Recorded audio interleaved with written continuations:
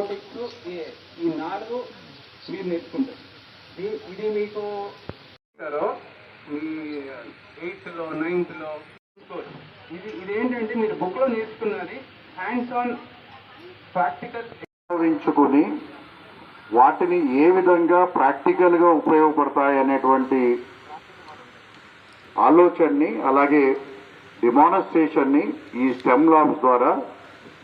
స్టూడెంట్కి పరిచయం చేయటం దీని యొక్క ముఖ్య ఉద్దేశం. ఇవాళ మనం ఒక కాన్సెప్ట్ని ఇమ్మీడియట్గా ఇంప్లిమెంట్ చేయటం అంటే మన చేతులతోటి పిల్లల చేతులతోటి వాళ్ళకి అవగాహన అయ్యేటట్టు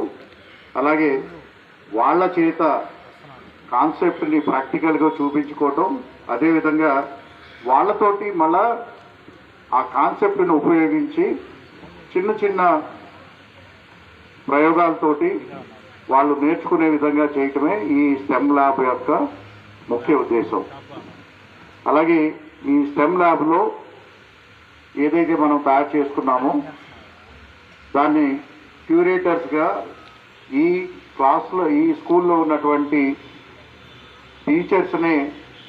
తయారు చేసి వాళ్ళకి తగినటువంటి శిక్షణ ఇచ్చి అలాగే వారు చెబుతున్నటువంటి పాఠాలు అంటే ఒక థియరీ సబ్జెక్ట్లో వాళ్ళు ఆ క్లాస్లో చెప్పినట్టు వెంటనే స్టెమ్ ల్యాబ్కి పిల్లల్ని తీసుకుని వచ్చి ఆ చెప్పినటువంటి కాన్సెప్ట్ని ఏ విధంగా పిల్లలకి మరింత అవగాహన కల్పించే విధంగా వాళ్ళకి ఎక్స్ప్లెయిన్ చేయటం చూపించటం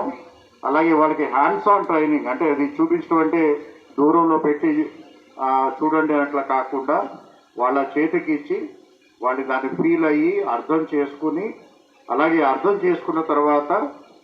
అదే కాన్సెప్ట్ను ఉపయోగించి వాళ్ళతోటి చిన్న చిన్న వస్తువుల్ని కూడా తయారు చేయించడం.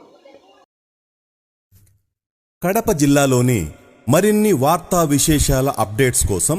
మా SCN న్యూస్ ఛానల్ను తప్పకుండా చూడండి.